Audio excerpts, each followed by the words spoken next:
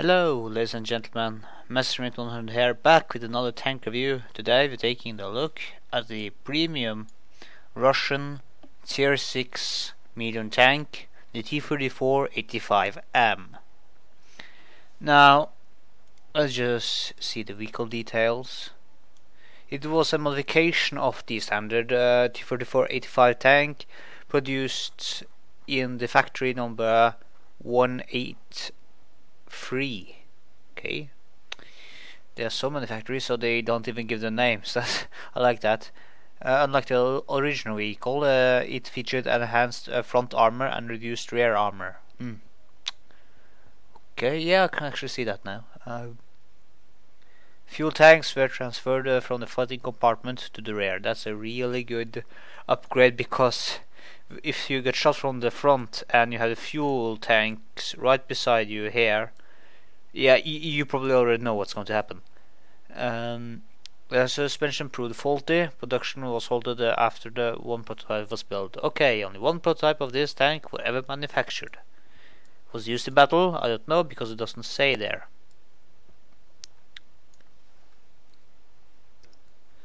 So, how is it in here, like here in World of Tanks? Well, luckily the suspension doesn't count for much. Yeah, so it has 720 hit points, which will carry you some way, but is not an awful lot.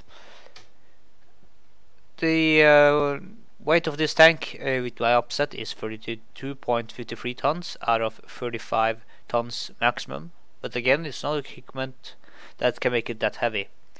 The top speed is quite healthy for 53 kilometers an hour. That's actually really good for a tank of this size. 40-degree traverse speed, very good traverse speed. It can react really quickly. Now the hull armor, 75 in the front, 45 inside and rear. The normal T-34-85 has 45 front, side and 40 at the rear. Okay, so this has much better armor in the front than normal T-44. And the turret armor is 90 in the front, 25 side and 52 at the rear.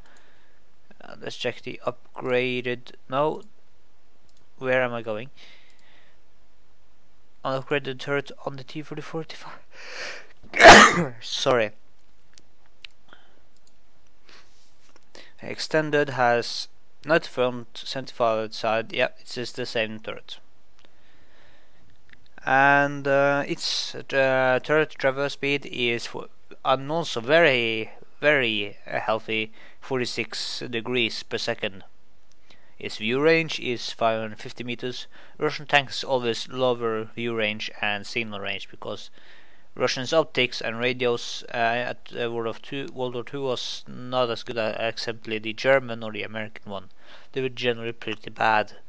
And then we got to the gun, the 85mm S35, which is the historical gun that the T-34-85 used. The other T-34-85, the normal, gets a longer barrel cannon of the same caliber. It has a very healthy almost 12 rounds a minute, so it reloads really quickly, only 5.5 seconds with my upset. Average penetration is okay, but it's lacking at a tier 6. If you meet tier 8s in this thing, you are generally up for a really hell of a time. And armor piercing APCR doesn't really help much either. It only gives about 40 more penetration, and it really won't help against heavier armor targets, such as the lava frontal glazes. Let's take a look at that real quick. If you hit the front of here, you're just going to bounce right off.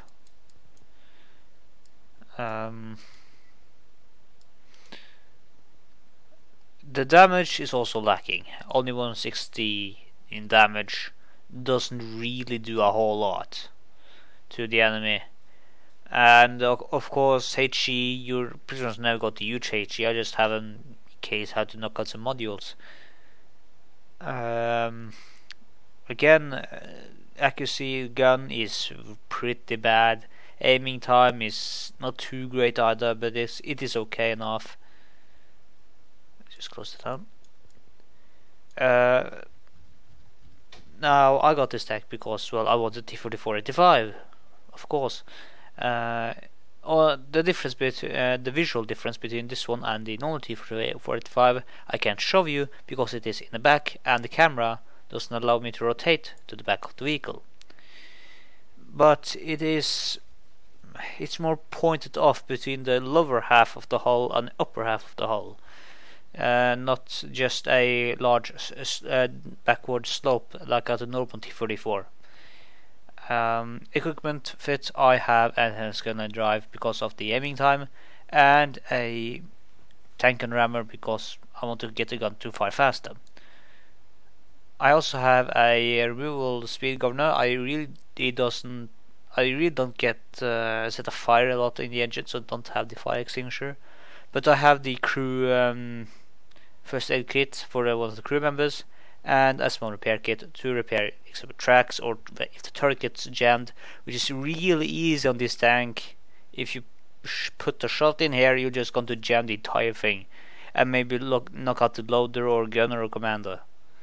Commander crew skills is recon because of the bad view range. Snapshot for the gunner. Driver, I have got driver and loader I got for repairs, and situation awareness for the radio operator, again to enhance the view range of this tank because it is pretty bad at 350 meters. Now this tank's performance during battle is varied. Again, if you get up against tier 8 enemies, you are in a hell of a time because your gun generally can penetrate them even from the rear at long ranges at least, and you're just generally deep shit if you are against tier 8. Against tier 6 you will do pretty well, and if you're top tier you will generally rack up quite a lot of kills. And the frontal turret is, although it's not super thick, this thing front gun mantlet spaced armor with armor behind it, so it is pretty good. And if they hit you in the sides of the turret cheeks are pretty large on the turret. They just got to bounce right off. It just auto bounce. But again, if you hit it on the turret ring, you're going to jam it. Shoot in the driver's hatch, you kill the driver. Machine gun, you kill the machine gunner because it is a much more flat area than the rest of the tank. But a lot of shots will deflect off if you angle it. Your sides are very thin, so watch out for that. And here, of course, between the tracks and the upper hull, it's just a flat plate, and if you get shot here, you are guaranteed to be penetrated. Cupola is not too large, so it's not really easy to hit. I don't think these two ventilators up here are hitboxes at all. This tank behaves really well on battlefield. It's very maneuverable as the other T-34s. It gets behind enemy reasonably fast, but if you get outflanked or alone, you're dead. There's not a question if you're going to die, you are going to die. And that really quickly as well. So don't get stuck into situations, because immediately when you get stuck, you're dead. And also to be noted, this tank is a HD model, so the suspension works on it, which I am really happy for, because I like to see both the wargaming and the Warthunder suspension at work. It just gives more character to the tank. It's really not much to say here in the garage, so let's jump into a game I have prepared. So here we are at Westfield.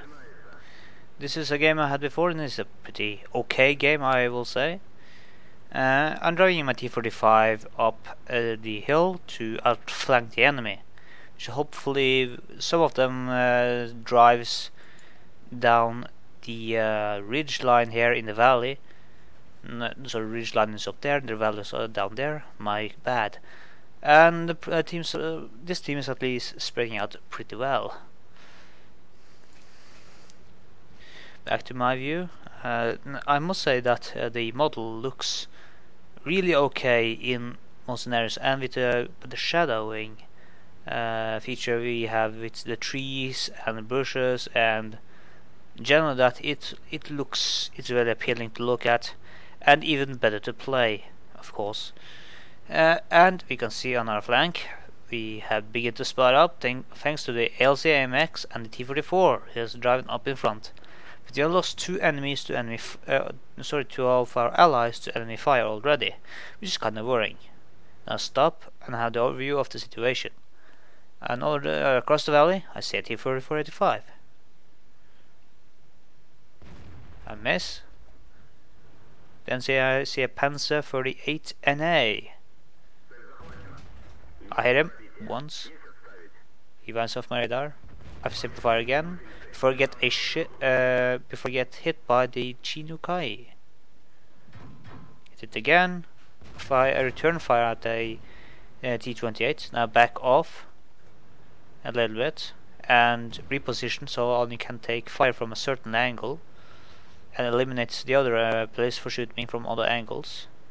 Back up my Panzer 38NA and continue firing on the enemy's Panzer 38NA. Now we are winning 7-4, so we are pretty well off. The T-34-85 percent his flank for me for a split second, but I did manage to hit him. Take M again, firing, and miss again. That's where you can see this gun. And oh, there it bounced. Where did it hit?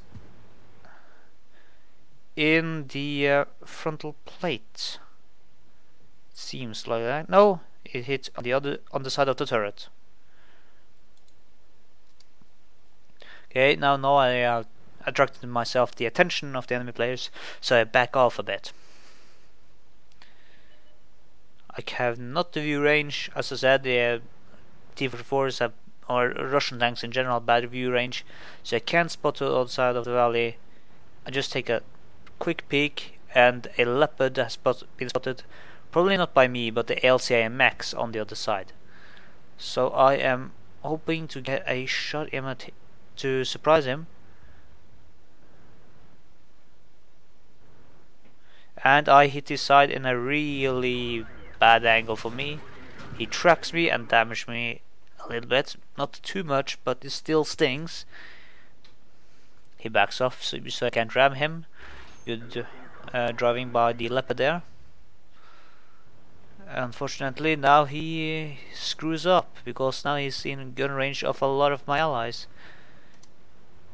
And I actually get a bounce right there from across the valley. Now he is in the direct sight of the ARL-44 on the other side of the valley. So he's in a poor leopard, bad position to be in. Bounces sometimes. I don't seem to hit him. The T-38 goes for it.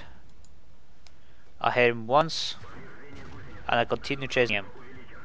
Lock my sight, open fire again. And just keep him moving so he can't. Oh, someone's finished him off. There, ARL-44 did it. Good job. Now it's only two of the enemies left, and victory is pretty much secure at this point. Moving closer up.